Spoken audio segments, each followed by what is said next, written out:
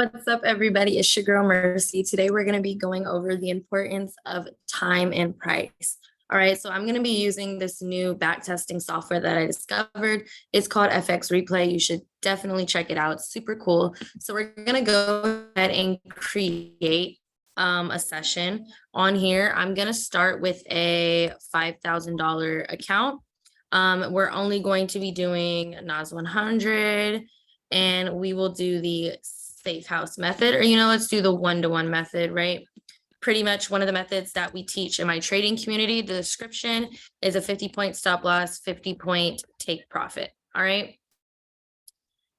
And then we can pick the start date. So again, this is a new backtesting software that I wanted to show you guys. I thought it was super cool, and I think it can be super useful.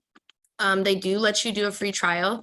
So if you haven't checked it out before, you definitely should, so you can utilize that free trial. All right, cool. So I just made a new one. Click continue, and let's get to back testing. All right, so first things first, when it comes to time and price, you always want to know, one, what pair are you trading? And then the second thing you want to know is what time does this pair move the best and move the best for your lifestyle. So for me personally, I really hone in and pay attention to 9:30 a.m. EST. All right, so I'm just going to make sure this is on New York time.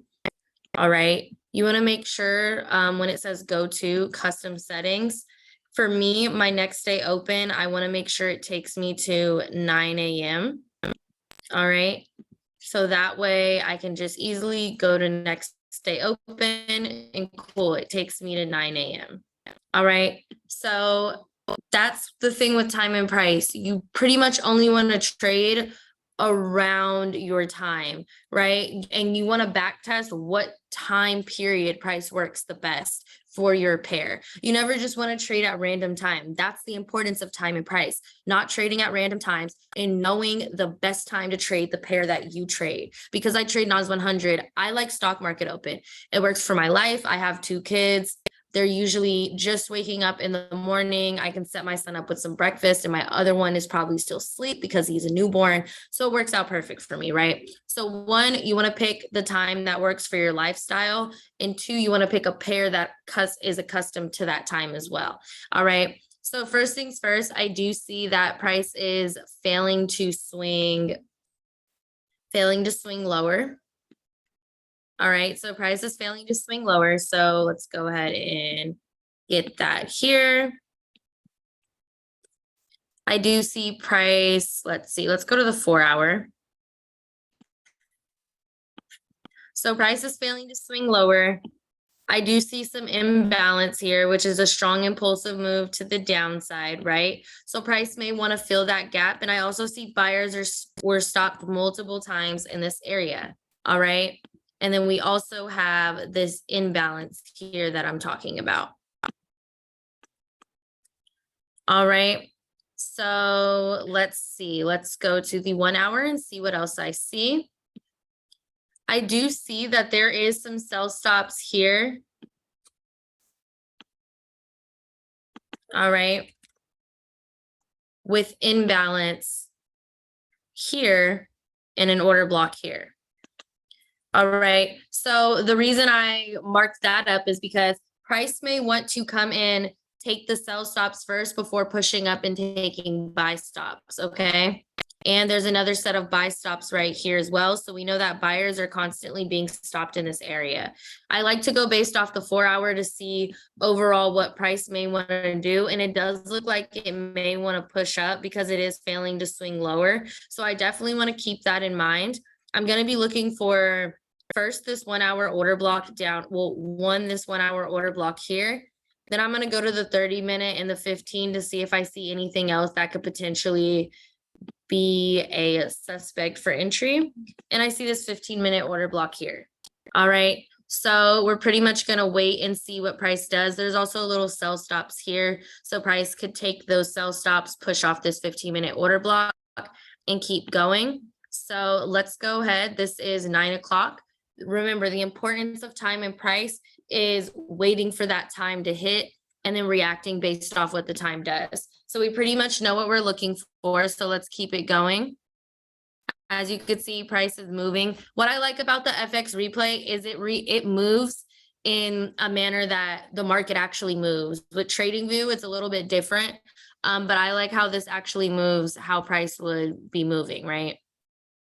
All right, so let's see what happens. Price is still rejecting this buy stop area here. So real quick, just to label this so you know what it is, it's buy stop liquidity, which is an area buyers are stopped multiple times, letting us know that liquidity resides above it. All right. All right, so there price goes.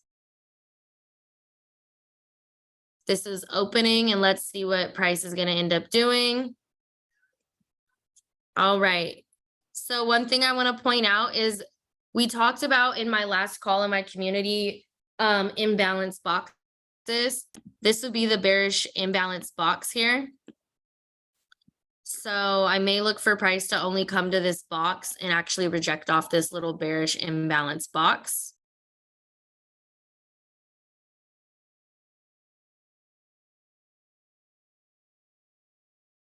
All right, so you could see price is kind of struggling to make up its mind on what it wants to do.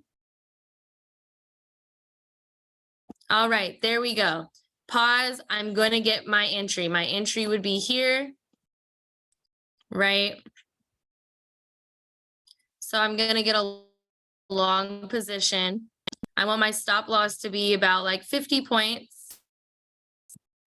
And then you can do, you know, if we're doing the one-to-one method, we do 50-50. So we know that we're risking, however much we're risking is however much we'd also make, right? So let's say you only want to risk 0.5 or 1%, 2, 3, it pretty much tells you here, but it also depends on your lot size, right? It's a $5,000 account. So let's see.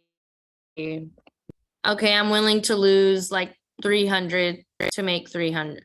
You know, not willing to lose 300 to make 300, but I'm willing to risk 300 to make 300. So that would be that one. But let's say we wanted to get a second entry, right? The same area, but we just want to go for higher. We want to go for this buy stop line. All right, so I'm risking 300 to make 900 for this entry. So two different entries in two different areas. I do my first entry a little closer to I do my first target a little closer to entry just so I secure some profits, right? So let's go ahead and see what happens, and we can speed it up now.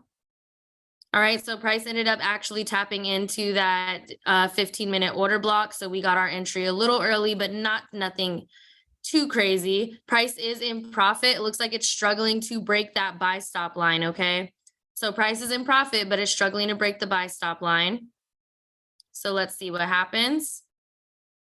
And it's continuously stopping at that buy stop line. Cool, look at that. We just secured $300 so far. So once the 50 points is caught, you can decide like, all right, I don't want to risk what I've already made. So you can move your stop loss to break even, or you can risk it, but you'd be risking the $300 that you just made. All right, so that's when it's really completely up to you. You can even take some partials with FX replay, click close position, and you can close like 25% of the position and then keep it going.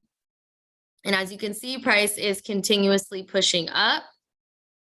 Look at that, and boom, the account has already grown $1,000 and 1,085, right? There we go. So that is pretty much the importance of time and price. I knew around 9:30 EST, price is gonna begin to rattle up and make its big move. That's the importance of time and price. Know what time your pair moves the best. I know my pair moves great during New York, okay? Especially New York opening.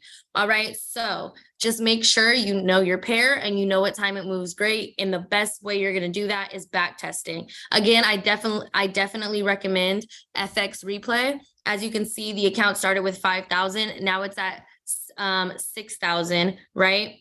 And if you go here, you can go and see, obviously, if we took more trades, the win rate would be a little different. You know, you'd have some winners and some losers, but it shows you your win rate, right? It shows you the percent you're up, and it shows you how many trades you've taken, and then what you made on that day. Okay, so it's super cool. I definitely recommend. I recommend this because it'll help you figure out what time works best. Maybe you want to do one session where you only trade New York and one session where you only trade London. Then you can figure out, okay, what time works the best for me with this pair in that session. Okay, so just wanted to go over the quick importance of time and price. I hope this was helpful, and I hope you find what works for you.